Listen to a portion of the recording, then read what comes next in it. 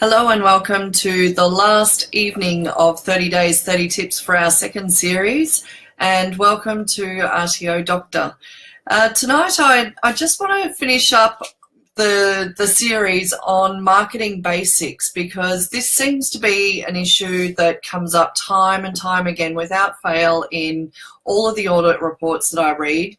And the information is either lacking or incorrect or inconsistent with what's required under the standards in relation to marketing and also pre-enrollment information. So I thought that we'd finish off our series, oh there goes Buddy, on our 30 days 30 tips, and hopefully these will be helpful for you in the days and weeks and months to come until we do our next 30 days 30 tips series. So firstly, I just wanted to remind everybody of the links between clauses 4.1 and 5.2, 5.3 and also a little bit of 5.4. Basically, these two standards in relation to marketing and pre-enrollment information, and making sure that learners and intending learners have all of the information that they need up front to be able to make an informed decision about whether or not they want to study the course, but also whether or not they want to study with you as a provider. It also makes sure that if you're compliant with standards 4 and 5, that you have met all of your obligations in relation to the standards for RTOs 2015, the VET quality framework, generally speaking, the Australian qualifications framework as well, but also the Australian consumer law provisions that apply to all learners who undertake fee-for-service training or government-funded training. If you have government-funded contracts in place, there would also be provisions around marketing and pre-enrollment information that is particularly relevant to those students and intending students as well. So clauses, standards 4 and 5 and the clauses in those standards that apply to this are somewhat interlinked, and it's almost guaranteed that if you get a non-compliance in one, you're going to get non-compliances in the other. So I thought that I would very quickly talk about some of the things that are in the ASQA Users Guide, actually, for you to really take a good look at and make sure that you're following, to make sure that you are always compliant in terms of what's on your website, what's in your brochures, because at the end of the day, as we've mentioned before at RTO Doctor, and we say all the time, your website actually is your front door to the regulators, and that is the one place where they have 24/7 access to everything inside your RTO, and they will make a determination whether that's right or wrong, but they will make a determination about your compliance based on what they see on your website, because at the end of the day, that is what an intending student or a prospective student gets to see before they join with you. So if we have a look at clause 4.1, for example, some of the things that are really critical here that you really need to pay attention to are making sure that your RTO code is on your website and in all of your pre-enrollment marketing materials. If you're a CRICOS provider, you also need to make sure that your CRICOS provider code is there for any CRICOS related training and assessment. If you have any students or other colleges or universities or partnership delivery arrangements that you're promoting in your marketing materials, you also need to have written consent to use their logo or images or testimonials or whatever the case may be. You should also only make sure that you're using the NRT logo the way it was intended. Now, there are very specific conditions on how to use the NRT logo, even down to the colour scheme of how it can be used. So the shades of green, the shades of red, and if you're reproducing it in black and white, what those shades are. There are very specific numbers that you need to provide to your printer, and so you need to make sure that not only are those colour specifications correct, but also the specifications in terms of when it can be used and when it can't be used. So a good reminder, if you like, is that it should only ever appear wherever there is reference to nationally recognised training. So if you've got a unit code and a unit title, or a qualification code and a qualification title on a brochure, for example, then it's highly likely that you might want to use it there. Some things that you also need to be aware of in relation to use of the NRT logo and your RTO marketing is making sure that any marketing that you do clearly distinguishes between nationally recognised training and non-accredited training. So if you've got something that you're delivering that is considered a hobby course, or a course that doesn't come with a statement of attainment or a testament, it might come with a certificate of participation or a statement of attendance, but it is absolutely not nationally recognised training, then you need to make it very clear on your website and marketing materials that this particular course is non-accredited and this particular course is nationally recognised. And if there is a pathway between the two, you need to clearly identify what that pathway is, so that students are aware of that pre-enrolment as well. You should only ever market and promote courses or training products. So a training product could be a unit of competency, it could be a skill set, it could be a qualification, but ultimately the training product is whatever the student is enrolling in. So it's really important that you are not marketing and promoting any training products that you do not have on your scope of registration. We have recently seen a provider in WA who negotiated an undisclosed sum with the national regulator to walk away effectively from what was a significant breach with regards to vet and school students throughout WA. And they were able to walk away from that because they didn't have the qualifications on scope at the time. They negotiated a payment with the national regulator, but the reality is, as everybody knows, if you are an RTO and you are delivering a qualification, or you're not an RTO and you're purporting to be an RTO, there are very serious breaches under the NVR Act that apply. You should only ever advertise a licensed outcome or a regulated outcome, or external endorsement of a course, for example, if you actually have that in place.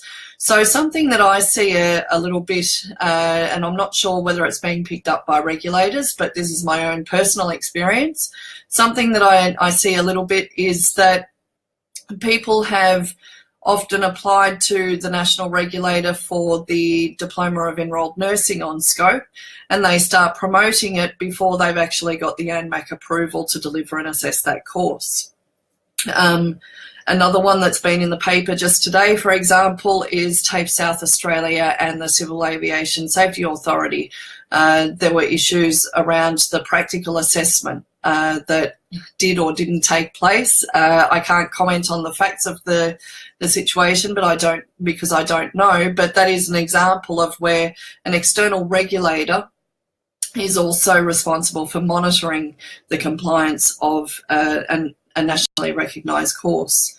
As I mentioned earlier, there may be government funding contracts in place. Now, each of those contracts will have their own requirements in relation to how those courses are marketed.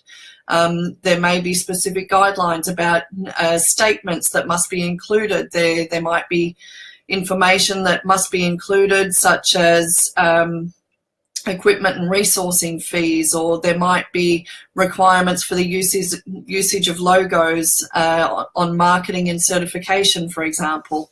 There will be a whole range of requirements in relation to that government-funded contract. Something that comes up quite frequently, and people say to me, you can't be serious. Well, yes, I am serious. I see it all too frequently where people like to try and it comes particularly around marketing staff. Marketing staff tend to like to put our unit titles in capitals. So, for example, they will have each word of the unit title commencing with a capital letter. But the reality is clause 5.2, sorry, of the standards for RTOs 2015 make it very, very explicit that the code, title and currency of the training product must be published as it is on the National Register. Now, we have at RTO Doctor seen audit reports where the auditor has deemed a non-compliance because the unit title or the unit code did not reflect that which is on the National Register. There are very specific requirements in place when you are developing an accredited course or a training package around the capitalisation of words in a unit title, for example. So what is the rule? The rule is that for qualifications, each word begins with a capital letter, but a unit title is only in sentence case, and that is actually a non-compliance with clause 5.2 if you do not obey by that one. You are also required to include what the estimated duration is and the expected locations where the course will be provided. And before I go any further, I just want to go back actually to the code, title and currency of the training product. You should actually be including all of the units that are included in a qualification and their code so that students and potential students have a very good, clear understanding of what it is that they're going to be studying.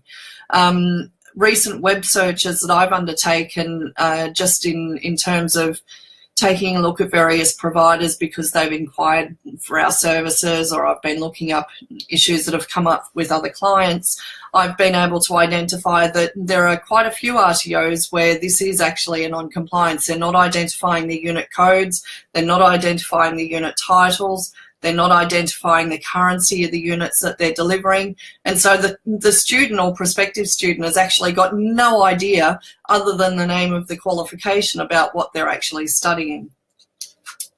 You also need to make sure that your marketing staff are making it very clear to students that it is the RTO that is responsible ultimately for the quality of training and assessment services and their provision and their compliance with the standards and the vet quality framework. It's also important and a compliance issue for you to be identifying who is actually going to be issuing the AQF certification at the end of that course, if that course is being delivered via a partnership. You need to provide all sorts of information about partnership delivery if it is taking place, and you also need to be making sure that you're notifying the regulator of those partnership agreements. But that is another topic for another day, for another series, because today's our last one. And you also need to make sure that you are providing students with all fee information in relation to that course. Now, it's not just the cost of the course that you need to provide them with. You also need to provide them with the costs of any resource and equipment fees, any textbooks, any additional charges that they may incur. Now, this usually takes place in a student handbook, for example, but if they have to pay for reissuing of a statement of attainment, or reissuing for a testament, or reissuing of a student card, or photocopying and printing charges, all of those incidental charges that they may get charged along the way as part of their enrolment must be included in the pre-enrolment information for them so that they can make an informed opinion. Likewise, if there is a statutory cooling off period that applies, that also must be clearly documented, as is the learner's right to understand what services and products it can receive a refund for. So, for example, one area where I find RTOs particular, well, Cricos RTOs I'm thinking of right now, but one area where I know in my experience they frequently fall down in relation to their refund policy is they do provide some services on behalf of third parties. So, for example, your overseas student health cover. Now, in the case of a visa rejection, for example, if it's not covered in your refund policy, what happens to that refund, and that it's actually not refundable by you, then the student or prospective student may actually be seeking a refund with you, in which case you've got a messy situation to deal with. So you just need to be very explicit in your pre-enrollment information about what products and services will be refunded, who is responsible for it, and how it will be refunded. There also needs to be information in your marketing and pre-enrollment information in relation to any changes to agreed services. And amongst those services is when an RTO is the ownership of an RTO changes. We're seeing a little bit of that at the moment in the industry, where there are changes of ownership. So the RTO name and legal entity stays the same, but the ownership and the management at times can also change. And there is a legal requirement to notify students of those changes under clause 5.4 of the standards. And it's a requirement that is supposed to be done as soon as practicable. So it's not 6 months down the track. It's not on the day of the sale. It's not specified exactly how many days. But what is specified is that it must be as soon as practicable. The other one that I just wanted to quickly mention is that students need to be informed about their consumer protection rights under the Australian consumer law, and that any access to a complaints and appeals process does not exclude them from being able to access Australia's consumer laws. So they're really the main issues around marketing basics that I really wanted to get through this evening. It is Saturday evening, so I don't want to take up too much of your time, and I really just wanted to finish this series on something practical that you can take away and implement in your RTO as of Monday morning. Before I finish up the series, though, I would like to make 2 offers. The first offer is for the first 5 people who contact me and ask me for a copy of our marketing checklist. You can have that for free. It's a very comprehensive checklist, and it will allow you to make sure that your website and marketing materials are compliant at all times. So the first 5 people to contact me directly and ask for a copy of that marketing checklist, you can have that for free. The other thing I wanted to do was to say goodbye with a small competition. Now, the prize of this competition will be a 1-month compliance mentoring package where people will have access to being mentored by me personally for 2 hours a week for 1 month. And there are only 2 conditions on this. The first one is that you must have some sort of approval from your CEO of your organisation, because at the end of the day we can have the best ideas ever thought of in terms of establishing and maintaining compliance, but if there is no approval from upper management and the owners of the RTO, then those great ideas never going to get implemented. So rather than potentially waste a month of mentoring, I do want to make sure that you have approval from your CEO to implement any changes that you would like to work on.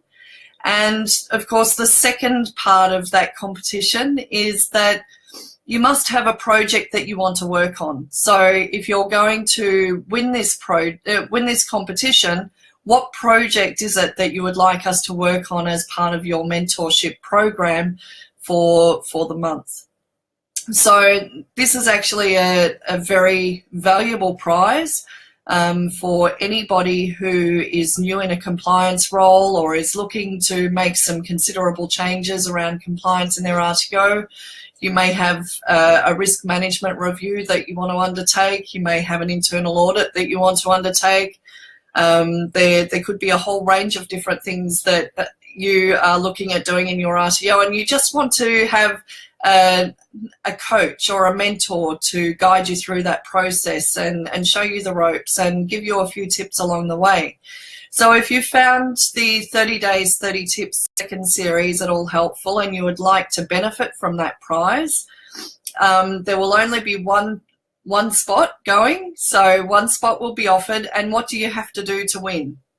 Well, to be eligible to win that prize, you have to email me, raylene@rtodoctor.com.au, or contact me on the website, or contact me on LinkedIn, or wherever you would like to contact me. I'm fairly flexible, but you need to contact me in writing and tell me what the project is, why you would like to work with me, and how you think it can benefit your RTO and the vet sector at large.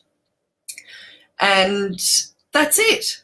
So if you would like the opportunity to win that prize, that's all you have to do. Contact me with the project that you want to work on, why you want to work with me, what benefit it will have to the industry, and the person who I believe has the best response will win a 1-month mentoring package, 2 hours per week being mentored by me on a project of their choice in their RTO. And it must have CEO approval. So once again, thank you very much for following us for this 30 Days, 30 Tips second series.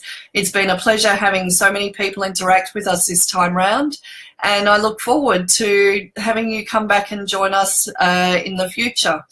In the meantime, if you would like to follow us on our RTO Doctor Facebook page, we may every now and again do a live video, and if you're following us on there, you have a better opportunity of knowing when it's going to be taking place, and you can follow it there and then.